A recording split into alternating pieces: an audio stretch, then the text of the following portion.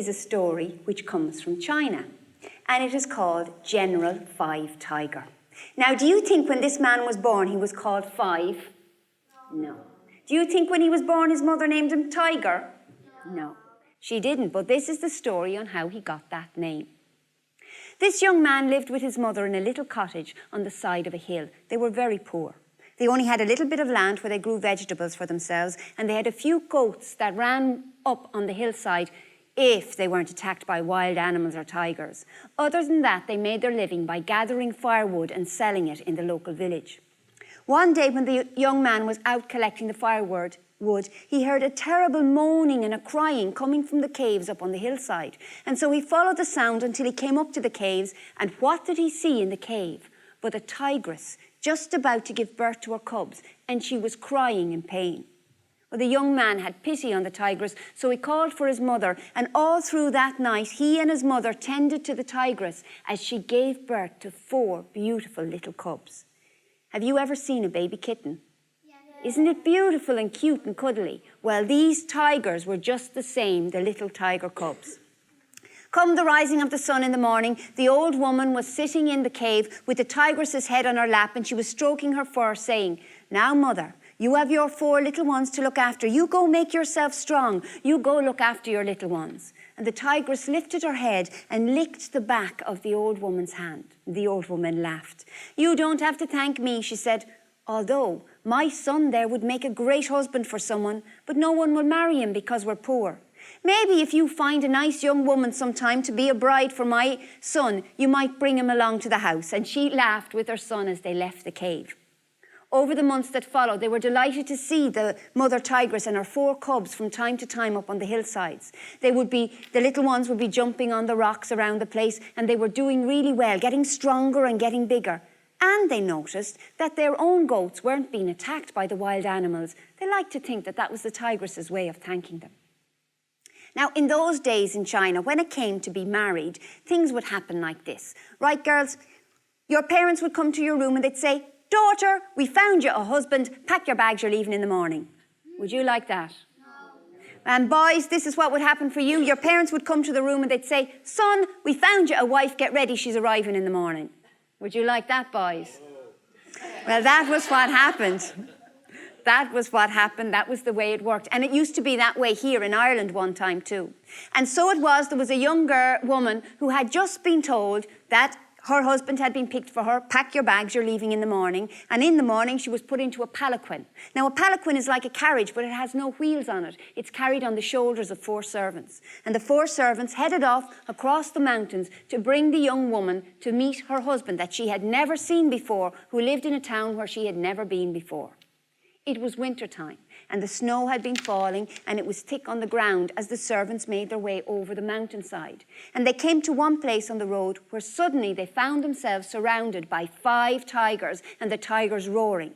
The servants were frightened. They dropped the palanquin and they ran away. The young woman climbed out of the palanquin and found herself surrounded by 5 tigers. How do you think she felt? She was petrified. She stood there frozen in the snow with the tigers around her, and she looked for a way to escape, and there was a gap in the circle of tigers, and she made her way out through the gap down the hillside. Every so often a tiger would get in front of her and direct her in another direction, and so she kept making her way down the hillside. Now this was the same hillside that the cottage of the young man and his mother was on, and they heard the roaring and the shouting outside, and they opened up the door of their cottage and saw the young woman trying to make her way down along the hillside with the tigers behind her. And they opened the door wide so she could see the light and called to her, "This way, child, this way." And the young woman made her way into the cottage and sat in the safety of the fire. And the old woman and her son looked out, and as soon as the girl had come into their cottage, the tiger stopped. And the mother tiger sat in the snow and looked at the old woman at the door, and on either side of her sat 2 of her cubs, the 5 of them together. And the mother tigress nodded her head, turned, and walked back up the mountainside. Well, the old woman and her son looked at each other and they wondered. And then they came in to look after the poor young woman who was so petrified she was shivering and shaking in her shoes in the place where she was. They made her a bed by the fire and made her comfortable and let her sleep. In the morning when the young woman woke up, the old woman and her son were already outside working in the yard. They had had to clear off the snow and look after the goats and do whatever work that they could do. And as they worked, they talked to each other and they sang. And she sat inside listening and she thought, how lovely to hear two people who speak so nicely to each other. There was never a crossword between them. And she could feel the love and the kindness and the gentleness between them.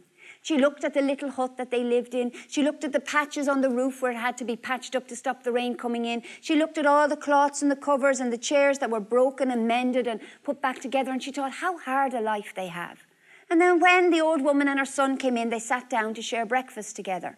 And she asked them about what had happened the night before. And the old woman and her son said, that's a strange thing, they said.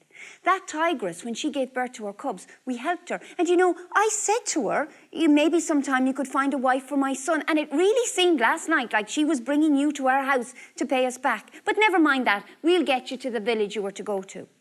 And the young woman was quiet for a while and she said, I don't know the man my parents had picked out for me to marry. I don't know if he's good and kind or if he's cruel and mean. He says, but I know that you are good people and I know I would be very happy here. And if you would have me, I will marry you. And the young man said, but we're poor. And she said, I'd rather be poor and happy than be rich and miserable. And so she married that young man and stayed in the cottage with them. And the three of them worked together and were very happy. Now, in the village where she was supposed to have married whoever the man was her parents had picked for her, he was not happy. He was furious. They stole my bride, he said, and he went to the police and he demanded that they arrest the young man and bring him before the court and put him in prison. Well, the young man was arrested and he was brought to the courthouse before the judge, and the judge asked him to explain his case, and he explained, just as I've told you. He said how the tigress and her 4 cubs had taken the girl from the palanquin and brought her down to their cottage. And do you know what the judge did? He laughed. The whole court laughed. Most ridiculous story we've ever heard, they said. Who ever heard of a tigress bringing a girl to a man's house for him to marry? Crazy story. Now, the old mother knew the only way she could save her son was if she could prove the story, and the only way she could do that was if she could bring the tigress to the courthouse. And so she went up on the mountainside and called for the tigress. And the tigress came before her, and she spoke to the tigress and told her what had happened, and it seemed as though the tigress understood her. And as she turned to leave, behind her came the tigress and her 4 cubs, and the 4 cubs now were nearly fully grown.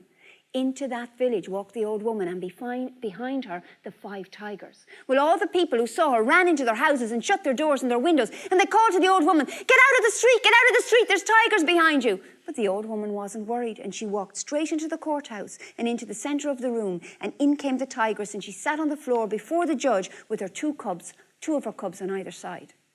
The judge had never questioned a tigress before, and he wasn't quite sure what to say. And he looked down and said, tigress, we've been told that this man and his mother helped you when you were giving birth to your cubs. And she nodded her head.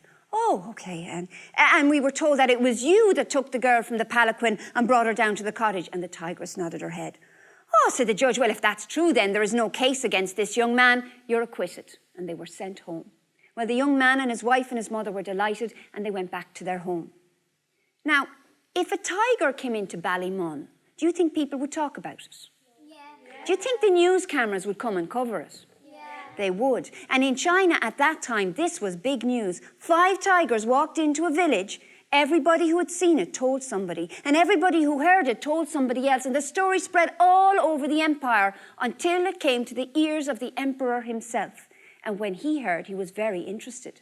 For he had problems on the borders of his empire. Up in the hills and the mountains, there were bands of bandits who were attacking villages. First, they would send in wild animals who would attack the goats and the sheep. And when the men were out protecting the goats and the sheep, the bandits would come in and rob the houses. Well, he had sent in his army and they hadn't helped, but maybe a young man and 5 tigers could do what his army couldn't. And he sent for the young man and asked for his help. The young man said he would see what he could do. And he went to the tigress and spoke to her. And then as he headed up through the country, up to the edge of the empire, the tigress and her 5 cubs followed him. The 5 fully grown tigers went up onto the mountainsides. And when they came to the village, the young man placed the tigers in among the goats and the sheep. And when the bandits set in the wild animals, they heard the roar of the tiger. And they knew this was no match for them, and they ran away. And when the bandits came into the villages, they found the men of the houses still in their homes. And as with any bullies, when they found someone to stand up to them, they ran away. And soon the area became peaceful and happy and settled. And the emperor was so impressed with the young man that he sent for him. And he had a great house built on the edge of the empire there. And he made this young man a general in his army. And he named him General Five Tiger. And there in that house lived the general with his mother and his wife. And the tigers roamed free up on the hillsides and no one ever bothered them. And the story of General Five Tiger has passed down from generation to generation until I was able to tell it to you today.